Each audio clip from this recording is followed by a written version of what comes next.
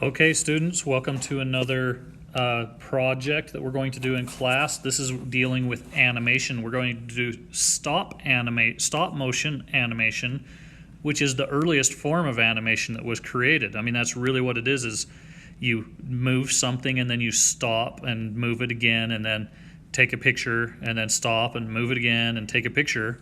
And it's like those flip books, if you've ever seen it or made a flip book. Okay, in my iPad, I should upload Osnap, O-S-N-A-P, and then it has an exclamation mark. You make sure and get that in your search, and you'll find it. You need to register with your name and your email and all that, and then you can use it anytime you want. But I'm going to repeat this. I never can help you with your passwords. So if you forget a password or something like that, you're on your own. I can help you use the app, however. So, okay, I've opened it up here, and you can see that I already have 3 projects. You won't have any projects yet. These animation apps are really great, and there's lots of them on the market for any kind of device you have. And this one will do more than just make an animation, but I'll show you one here. I was drawing a picture at home in my studio, and I would just set the camera to take a picture every 3 seconds, and then I put some music to it while I was working on this. And here you see me at home working with this really thick ink, and it's just taking a picture every 3 seconds. That's called a time-lapse video. We are not doing a time-lapse video in class. I just thought you might want to play with it. To start a new project, the kind that we're going to do, you're going to hit the plus mark at the bottom and create a new project.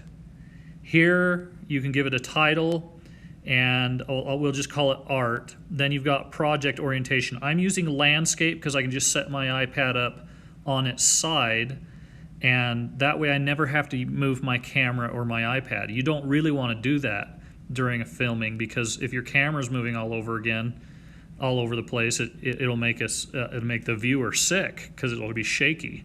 And then you want to use your back camera, because the front camera will just show your face as you're taking pictures. So use your back camera. So I'm going to title it Art Class, or whatever you want. You can call it whatever you want. And then tap Create. So this says we can start shooting. You can adjust your settings and other things. By the way, I don't know that you're going to be able to use music with yours, but this is what my creation page is going to look like. Now I have in the classroom, I have some papers for you. You need some kind of a backdrop. This is just a poster paper that I cut and folded, and you can see it'll stay up on its own to some degree. Now, why am I doing this? Because, guys, in your film, I don't want to see the room around the backdrop.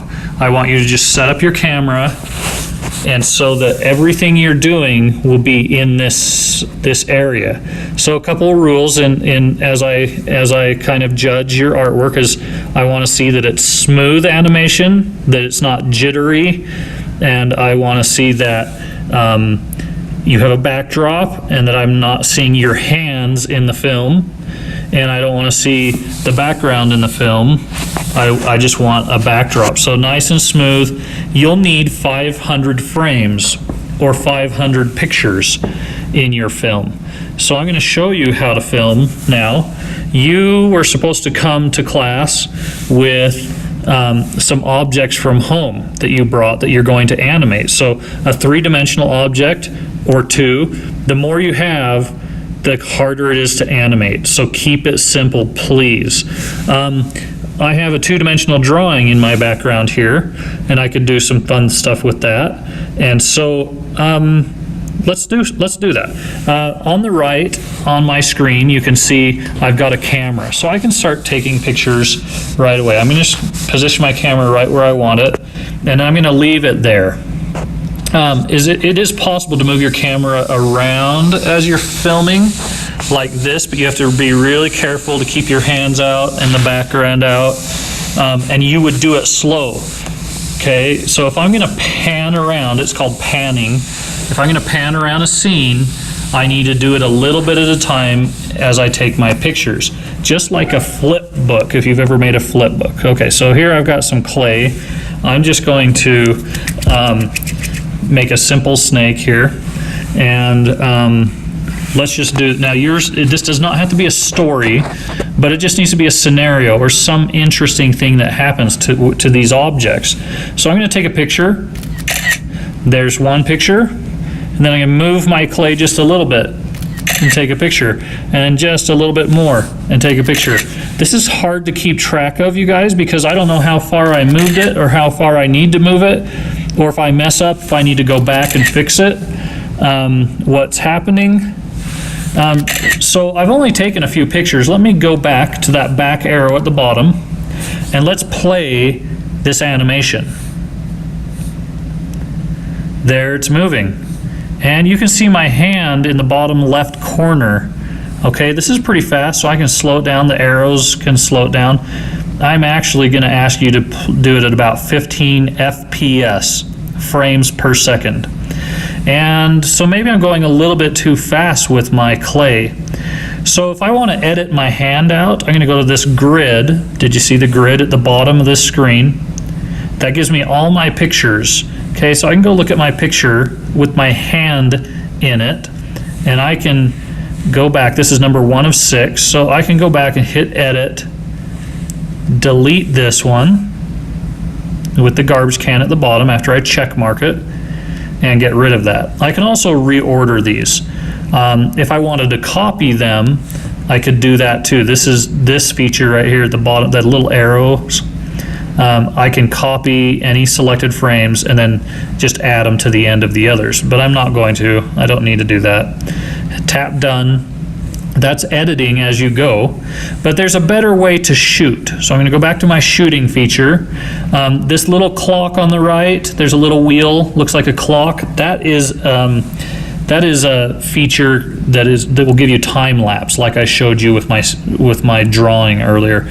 But now up here at the top, there's another wheel, and the very top, that will give you these features. So what are they? This one helps you organize stuff in the scene by giving you lines to.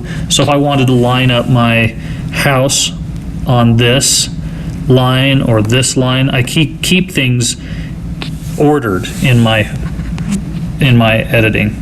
I could use this so that I always know where the center is. And there are other things here. I don't actually want to go over them so much because you won't need them. But the top one is the most needful one, and that is an onion. You need, in my assignment, I require that you use this onion. So I just tapped on the onion, and now you see a ghost image of my house and the clay. But I can go line my house back up if I need to, and line up the clay so that they match up. And that way I know right where I left off the last time I was shooting. So I'm going to keep that onion feature, go back, and start shooting. So here's a shot. And that way I know where I last left off, and I can just barely move this. The least amount you move it, the less amount you move it, the more smooth your picture will be. I just got my hand in the shot, dang it. That means I have to go back and edit. I'm going to make this go, just for argument's sake, go into that hole that I drew. So we're going to curve this up a little bit. And that's a hole right there. So I can see my ghost image. I'm going to go up and it, so this thing is going to disappear into the hole. So how do I make it disappear? Well, maybe I just take a chunk off and it gets shorter every time. It keeps focusing on you, so you want to wait till it focuses to take a picture. It's going into that hole and it's going to disappear.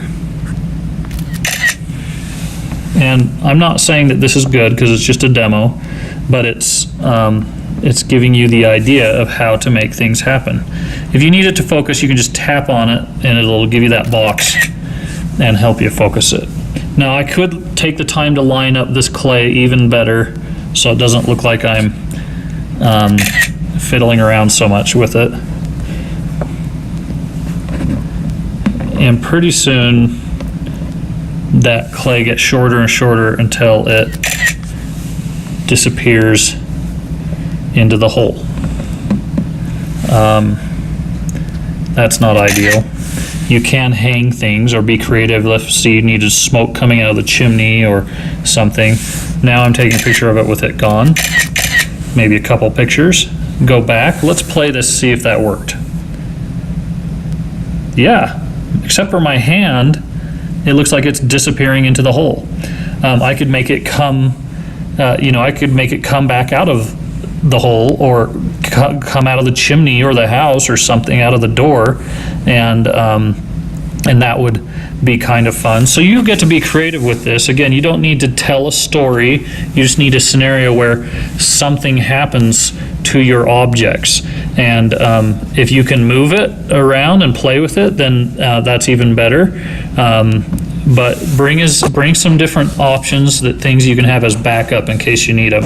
But you can imagine if I had to move more than a couple things at a time, then it's not going to be very easy because I'm moving everything. I have to think about moving everything in between each shot. So you're just paying attention to a few simple things. Okay? Again, use 500 frames. So you can see I've only done 22. You've got 5 days in class, and then we'll watch these together as a class on the 6th day. And it needs to be smooth, no hands, and just something fun that you get to invent with your animation, your stop motion animation.